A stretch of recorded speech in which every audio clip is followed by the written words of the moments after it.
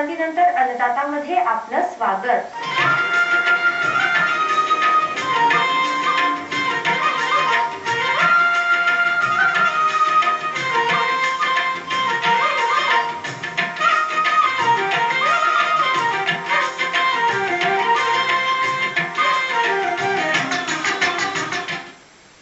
शेतकरी मित्र हो, शेती आणि जनावरे यांचे अतूट नाते आहे। शेतकरी कुटुंब आपल्या कुटुंबाची दुधाची गरज भागविण्याकरिता तसेच थोडेफार दूध विकून संसार चालविण्याकरिता 4 पैसे या व्यवसायातून मिळवतो। याशिवाय जनावरांचे शेण हे शेतीसाठी सेंद्रिय खत म्हणून अतिउपयुक्त आहे। तर शेतातीलच हिरवा कोरडा चारा यावर जनावरांची उपजीविका भागविली जाते।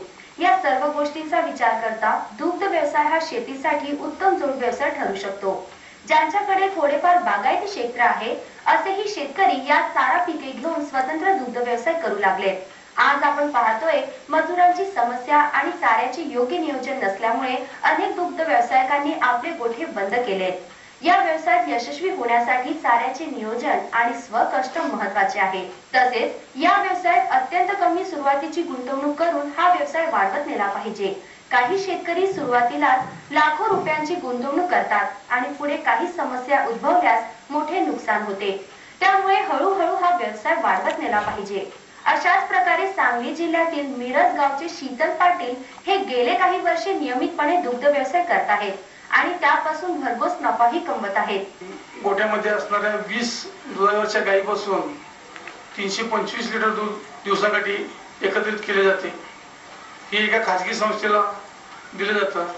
दिवसाकाठी जवळपास 6200 रुपयाचे दूध खाजगी दूध संघाला गेलं जातं। या गोठ्यासंबंधी असणारा खर्चाचा जर विचार केला तर गोठ्यामध्ये काम करणाऱ्या बायांचा रोजचा 500 रुपये खर्च, मका हासकपोटी साधारणतः 1200 रुपये रोज खर्च केला जातो, गोळी 900 रुपये, त्याचबरोबर शेतातील असणारा चारा यापोटी 700 रुपये साधारणतः खर्च केला जातो। मेडिसिन 300 ते 400 रुपये रोजचा मिनरल मिक्सरसाठी खर्च केला जातो। हिरवा व सुका चारा यासाठी दिवसाकाठी 1000 रुपये खर्च होत आहे। 200 रुपये साधारणतः ॲव्हरेज मेडिसिन धरलं जातं। अशा पद्धतीने दिवसाकाठी 1000 ते 1200 रुपये नित्यनियमाने शिल्लक राहिले जातात। पाहूया त्यांच्या अनुभवाचे बोल। आता माझ्याकडे 9 म्हशी, 35 गायी आहेत आणि 19 पाड्या आहेत। अशी एकूण 58 ते 60 जनावर आता माझ्याकडे उपलब्ध आहेत। आता माझ्याकडे असणाऱ्या 35 गायींमध्ये 15 गायी गाभण आहेत, जे भाकड दूध बंद अवस्थेत आहेत। 20 गायी आता सुद्धा दुधावर आहेत। जवळपास सर्व म्हशी गाभणच आहेत। आता जनावरांचा जो गोठा आहे हा 80 बाय 30 चा गोठा आहे। यामध्ये 42 ते 44 गायी आणि म्हशी बसतात। या गायींच्यासाठी जे ओपन फार्मिंग केलेलं आहे ते 7,000 स्क्वेअर फूट म्हणजे 7 गुंठ्यामध्ये गायींच्यासाठी ओपन स्पेस केलं आहे। त्याचबरोबर गायींच्या ज्या पाड्या आहेत त्यांच्यासाठी जवळपास 3 गुंठे म्हणजे 3000 स्क्वेअर फूट जागा त्यांना खुल्या वातावरणात ठेवलेलं आहे। त्याचबरोबर 4 महिन्याच्या आतल्या पाड्यांच्यासाठी 1000 स्क्वेअर फूटची जागा बंदिस्त स्वतंत्रपणे ठेवलेली आहे।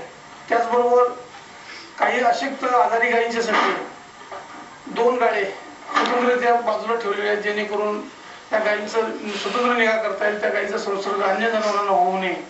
या मेन गोठ्यामध्ये उंची 16 ते 18 फूट उंची ठेवून खुली हवा राहण्यासाठी व दोन्ही बाजूंनी सूर्यप्रकाश मिळण्यासाठी फक्त बाजूला 2 फूट घेण्यात आलेले आहे। गोठ्याची दिशा दक्षिणोत्तर चालीची असल्यामुळे व जनावरांची बांधण्याची पद्धत फेस टू फेस म्हणजे समोरासमोर बांधल्यामुळे उन्हाळा किंवा पावसाचा कोणत्याही पद्धतीचा त्रास होत नाही। या जनावरांच्या चाऱ्याच्या नियोजनासाठी गुजराती गवत 1 एकर, हत्ती गवत 1.5 एकर अशा पद्धतीने लागवड करून या गोठ्यामध्ये जवळपास 80% हे चारा घरचाच उपलब्ध करून दिलेला आहे। गायींना व म्हशींना हिरवा चारा व त्याचबरोबर सुका चारा दोन्ही वेळेला एकूण 28 ते 30 किलो चारा दिला जातो। गायींना या चाऱ्याबरोबर मका हास्क 7 ते 8 किलो दुधाच्या प्रमाणात थोडं कमी जास्त दिलं जातं। त्याचबरोबर गायींना व म्हशींना दुधाच्या प्रमाणात प्रति लिटर 400 ग्रॅम प्रमाणे गोळी खाते दिले जातात व त्याचबरोबर गाभण जनावरांना सुद्धा 1 किलो ते 1.5 किलो गोळी नियमितपणे दिली जाते. या गायींना व म्हशींना चांगल्या प्रतीच्या दुधासाठी चांगल्या क्वालिटीचे मिनरल मिक्सचर्स प्रत्येक जनावराला रोज 100 ग्रॅम प्रमाणे, गायींच्या पाड्यांच्यासाठी सुद्धा 50 ग्रॅम प्रमाणे मिनरल मिक्सचर वापरले जाते. 24 तास पाणी उपलब्ध व्हावे यासाठी 2 छोटे हौद स्वतंत्र केलेले आहेत. ह्या पाड्यांना त्यांना देखील कायम 24 तास पाणी मिळावे यासाठी छोटा हौद करून त्यामध्ये बॉलकॉक सिस्टीम बसवलेली आहे. त्यामुळे त्यांना 24 तास पाणी उपलब्ध होऊ शकते. गोठ्यातील सर्व जनावरांना लसीकरण केले जाते. सर्व लहान मोठ्या जनावरांना वर्षातून 3 ते 4 वेळा दंताची औषधं नियमितपणे दिली जातात. सध्या गोठ्यामध्ये नियमितपणे सकाळी 4 वाजता गोठा स्वच्छ धुतला जातो. ओपन फार्मिंग मध्ये असणाऱ्या गायी आत घेऊन त्यांना कुट्टीनंतर मकाच गोळी त्याच्या दुधाच्या प्रमाणात त्यांना दिली जाते. त्यानंतर 5 वाजता दूध काढण्याची प्रक्रिया चालू होते. साधारणतः 6:30 पर्यंत दूध काढण्याची प्रक्रिया पूर्ण होते. 6:30 ते 7 वाजता पुन्हा गायी ओपन फार्मिंग मध्ये खुल्या हवेत सोडल्या जातात. त्याचबरोबर गायींच्या पाड्यांचा वासरांचा नित्यक्रम अशाच पद्धतीनं चालू असतो.